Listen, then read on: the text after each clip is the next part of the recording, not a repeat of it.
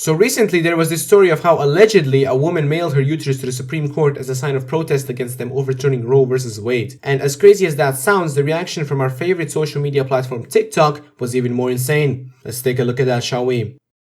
Someone mailed their uterus to the Supreme Court, and I am living for this generation of bad bitches. So essentially what happened was that some woman was being edgy and decided to mutilate herself to show it to the evil Republicans who struck down Roe vs. Wade, and now TikTok is praising her as some sort of a hero. The stupidity here is present on many levels. Firstly, someone denied you access to abortion, which isn't even true if you live in a Democrat majority state, and what you decide to do is terminate your own ability of ever having kids in order to spite someone else. Incredibly mature. What's ironic is that feminists like to complain that doctors won't perform hysterectomies or tubal ligations on them because they think that women who want them are not often mature enough to make a decision like that. A doctor agreeing to perform a hysterectomy on a woman just so that she can throw her uterus at the Supreme Court justices because she's enraged that she has to be more careful about who she sleeps with would seem to run counter to that argument. Secondly, how exactly does this make her a hero or a bad bee in the words of this woman? She achieved nothing. If the expression shooting yourself in the foot applies to anything, it is this situation.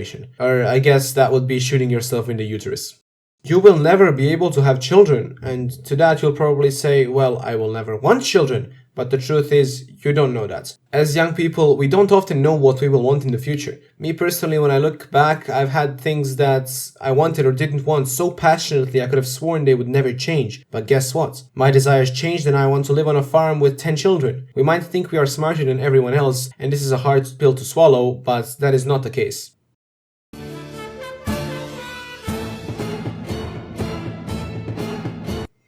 I agree, therapy probably isn't enough. You need an earth-shattering reality check. I love how she implies here that sending her uterus to the Supreme Court would be better than therapy. Do you even realize how ridiculous you sound? Mutilating yourself just to spite someone else who doesn't even know you exist will not help your mental state. In the comments she says, please don't misgender me here, just stick to he, they. I already have a headache because of everything else. What on earth is a he, they? Do you want to be called a he or a they, or is it that instead of saying she, I am supposed to say he, but instead of her, I'm supposed to say they? That is even more ridiculous grammatically speaking than they, them is, ignoring the fact that you just can't shape how other people perceive. You know what, we will leave that for another video. Snap back to reality. Oh, there goes gravity. Oh, there goes gravity. Shoot me so. It is very telling that all these girls see this random girl who mutilated herself out of spite as a hero, quote unquote. In the hashtags she even has a vibe. Yes, what a vibe self-sterilization and mutilation is. But you know what's even more telling? The fact that none of this happened. Yeah, none of this happened. There are no articles on it, no sources, no news coverage, no video evidence or photos or anything like that, just TikTok videos. These TikTok feminists were basically making videos suggesting somebody mail her uterus to the Supreme Court because that'll show the Republicans. And it was some sort of a running gag until one of them posted a video saying that someone actually did it, and from there all the others posted their videos on how someone did it and she's a hero. It is very interesting how they can just say whatever they want and their audiences will believe it just like that without any sources or confirmation, and this is a theme when it comes to woke creators.